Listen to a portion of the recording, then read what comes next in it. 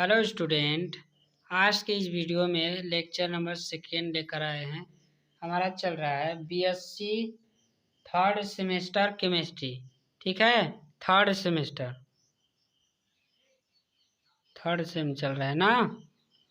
और पिछले वीडियो में हम बता चुके हैं कि लेक्चर 1 में हम क्या बताएं, वो भी देख लीजिएगा और सिलेबस भी डिस्कस कर दिए हैं। तो चलिए, इसमें क्या है, सबसे पहला नंबर है रेट ऑफ रिएक्शन, यानी अभिक्रिया की दर क्या कहलाता है। तो देखिए, the rate of reaction for a given reaction can be defined as the change in the concentration of product and reactant in a time interval. मतलब एक टाइम इंटरवल में कोई भी जो रिएक्टेंट है उसका कंसंट्रेशन में जो भी बदलाव हो रहा है उसी को बोलते हैं रेट ऑफ रिएक्शन।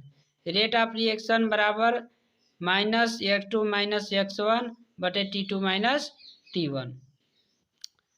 यहाँ पे देखिए, प्रोडक्ट बन रहा है, प्रोडक्ट में से रिएक्टेंट घटाएंगे ना, ये आपको बेसिक से मालूम है। देखिए, if the concentration of A at time T1 is x1 mole प्रति litre and time interval T2 it will decrease x2 mole प्रति लीटर, then the rate of reaction with respect to reactant A minus x2 minus x1 बटे T2 minus T1।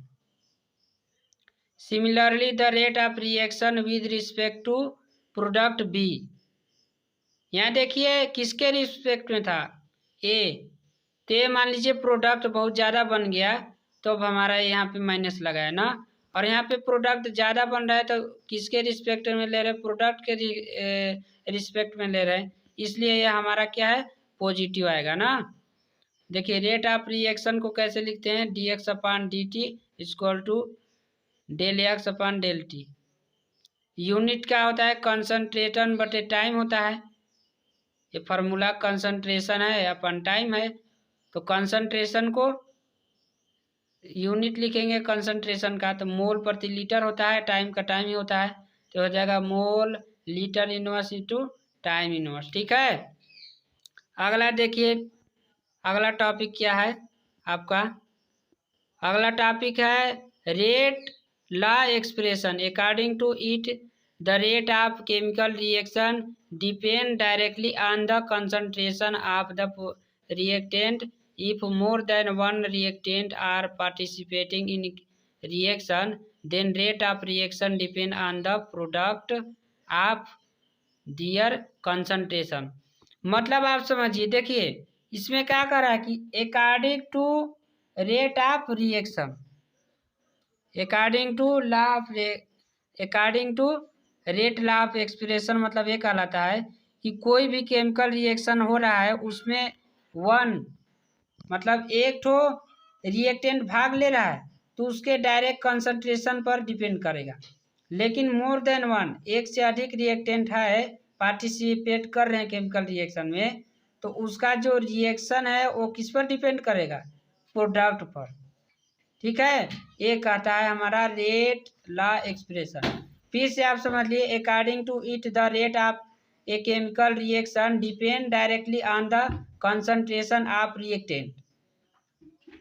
अब देखो, concentration of reactant यानी reactant के concentration पर कब depend करेगा, जब एक ठो रिएक्टेंट होगा और एक से अधिक है तब उसके जो कंसंट्रेशन रेट ऑफ रिएक्शन है वो प्रोडक्ट पर डिपेंड करेगा ना, ये है प्रोडक्ट के कंसंट्रेशन पर। तो एक से अधिक है A + B, मतलब एक से अधिक हो गया, तो ये प्रोडक्ट के रिएक्टेंट के कंसंट्रेशन के रिएक्टेंट पर करेगा डिपेंड ना। तो rate of reaction directly proportional to A⁴n B⁴n।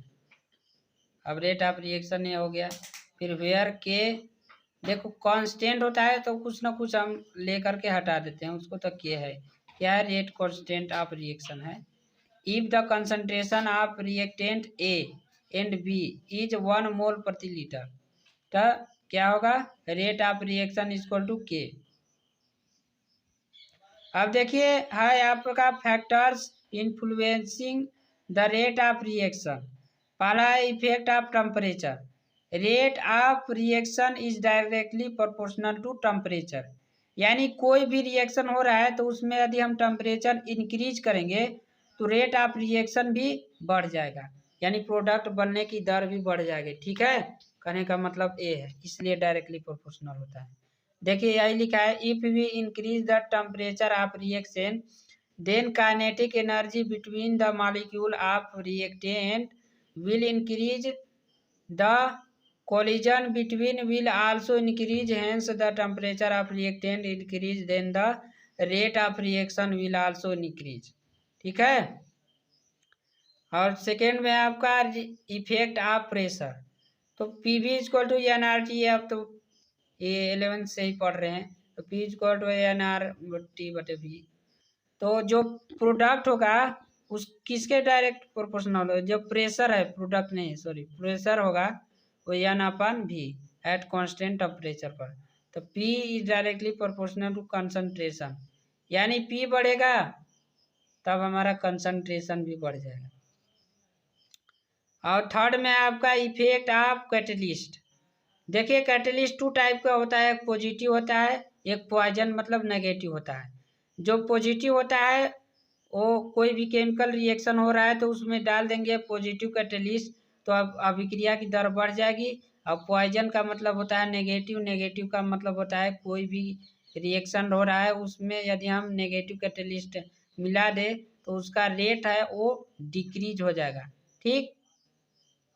और अगला है नेचर ऑफ रिएक्टेंट, यानी कोई भी रिएक्टेंट है, अभिकारक है, उसकी प्रकृति पर भी निर्भर करता है।